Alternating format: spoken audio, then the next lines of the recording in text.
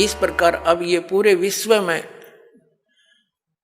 एक अच्छी लहर दौड़ेगी, विकार रहित होंगे, और जो माया जोड़न की दौड़ लाग रही पुण्यात्माओं या कति खत्म होएगी ज्ञान के आधार से। एक इंसान को जो भी मिलना है उसके प्रारब्ध में लिखा हुआ है, और वो तो उसको मिलेगा ही मिलेगा। और अब जो आप इस साधना को करोगे, जो दास आपको बताएगा, आपके भाग में ना होगा और आपको आवश्यकता होगी, वो फिर भगवान अवश्य अपने कोटे तो देगा आपको, ये सत्कर मानना।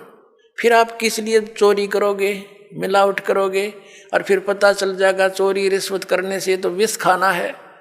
अपने घर पर रिश्वत लेकर मिलावट करके 2 नंबर का काम करके बच्चों को खिलाना, ये समझ लो उनको विष देने की जरूरत नहीं पड़ेगी आपने लास्ट में। ऐसी स्थिति हो जाएगी आपके परिवार की। हम क्यों फिर विष खाएं जब ज्ञान हो जाएगा ये विष है।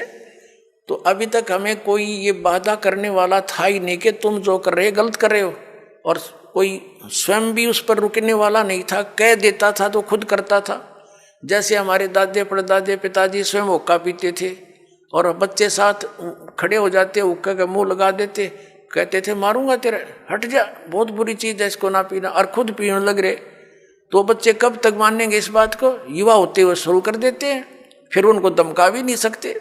तो ऐसे ही अभी तक जितने भी ये पंथ संत थे ये बुराइयां नहीं छुटवा सके, क्योंकि इनके पास वो वचन शक्ति नहीं थी, और ना उनकी उनसे उपदेशी को कोई आध्यात्मिक या कोई भौतिक लाभ हुआ। तो अब आपको सारे काम होंगे जो भगवान किया करता है। आपको परमात्मा मिल गया, परमात्मा के गुणों में लिखे हैं, वो रोगी को सुखी करे, निसंतान को संतान दे। भाई और भी हमारे ऊपर आने वाले प्रारब्ध के दुखों को भगवान दूर करता है, इसलिए भक्ति करते थे, इसलिए परमात्मा की खोज करते थे। ये गुण है मालिक के, जैसे बिजली के गुण हैं। बिजली के गुणों में लिखा है कि बल्ब भी जलेगा, ट्यूब भी जलेगी, पंखा भी चलेगा, कूलर भी चलेंगे, और पशुओं का चारा काटने की मशीन भी चलेगी, आटा पीसने की चक्की भी घुमाती है वो। तो ये गुण हैं, लेकिन वो गुण कब होंगे, जब उसका कनेक्शन मिल जाएगा, तब वो फल देगी। तो पुण्यात्माओं, जैसे ये पहले जितने भी संत पंथ हैं, ये शास्त्र विदिता का मनमाना आचरण हमें दे रहे थे। ये हमें कनेक्ट नहीं कर सके उस पावर से जो लाभ दिया करती है। अब जैसे किसी ने 1 एकड़ का लठ गाड़ के उसका तार बांध के पावर हाउस बना रखा हो, और आगे उसे सब कनेक्शन लिए बैठे हैं, तो उनके कनेक्शन भी लिए हुए हैं, लेकिन वो गुण नहीं हो रहे जो इलेक्ट्रिसिटी करा करती है, क्योंकि इलेक्ट्रिसिटी का कनेक्शन है ही नहीं, वो तो कनेक्शन उसकी करके लटका बांध रखा है। तो इसी प्रकार ये शास्त्र विदिता का मनमाना आचरण करने वाले, जिनका आप कोई गुरु नहीं, जैसे श्री शिवदयाल जी राधा स्वामी पंथ के प्रवर्तक, उनका कोई गुरु नहीं, यानी आगे कनेक्शन नहीं, जहां से पावर आनी थी वो तो कीकर का लठ था एक, समझ लो, और उससे फिर ये इतने तार जोड़ दिए सबने, और किसी को खक नहीं हो रहा, सारे लुट पेट कर बैठे हैं घर पे, क्योंकि इनको पता नहीं था कि ये कनेक्शन जोड़ कहाँ रखा है इन्होंने। अब दास ने बताया इनको कि वो खुद भूत बना बैठा है, शिवदयाल जी राधा स्वामी पंथ का प्रवर्तक, तुम्हारी क्या यही दशा आपकी होगी जो उससे संबंधित रहेंगे, तो आपने त्यागना पड़ेगा उसको।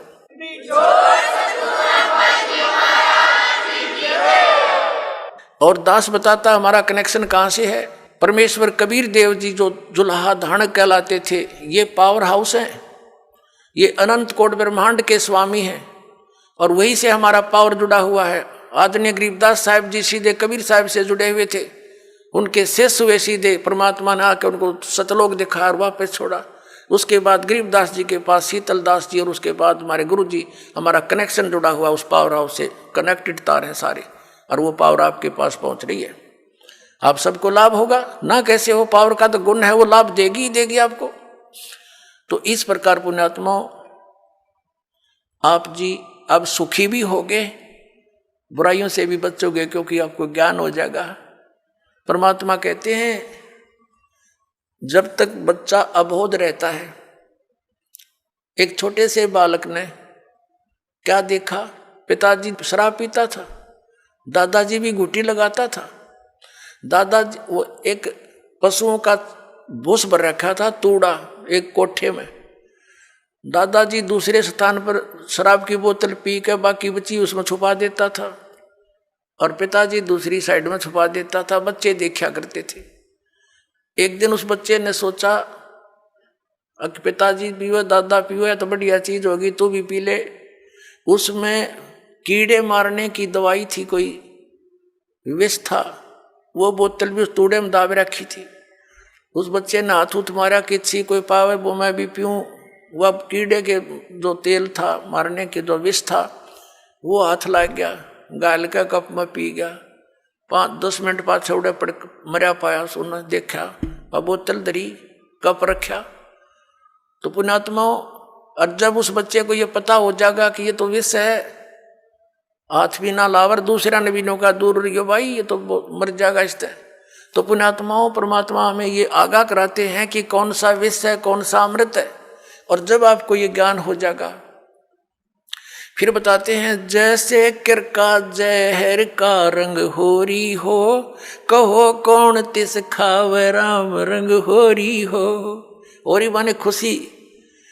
जैसे कहीं पर विष का कण भी गिरा हो और आपको पता चल जाए ये विष का कण है, कहते उस कण को भी कौन खाओगा? किरके को उठा के दूर गिर का होगा, मिट्टी में दाब देगा और हाथ धोएगा, कहीं हमें प्रभाव ना कर जाए।